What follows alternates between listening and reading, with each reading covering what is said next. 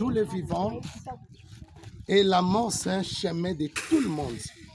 Lelo, mama ya bana, aboti kabano bomoni kaboti biso nyonso, akokisi 40 jours.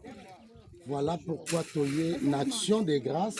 Tolo bananzambe, oh ya pes, avant toye ba lokola mama, toye be lokola tantine, toye be lokola mémé, azane sika uta.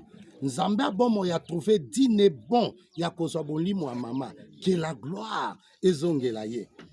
Bible lobi, esengo na bakufi kati na nkolo parce que misala na biso elanda biso. Mama kufi na honneur, akundami na honneur, ti lelo azoza l'honneur na honneur. Jemima et toute famille Kokonzo, courage. On est ensemble, toi les locaux condamnés, va critiquer, va finga, oh biso te bi nous a chemin à mutu, nyonso, oh ya botama kokufa. Voilà pourquoi le reza 40e jour. Moi bino bo finga ka bo critique, ça montre manque d'éducation. Et là qui ça que boza trop bas. Nga personnellement na koko vendre na poto parce que tout ce que je gagne à Kinshasa na bato a poto surtout la fille qui est au Canada là aux amnon munene wana limbi sanga aux a tellement très impoli mais nga na pasteur na boy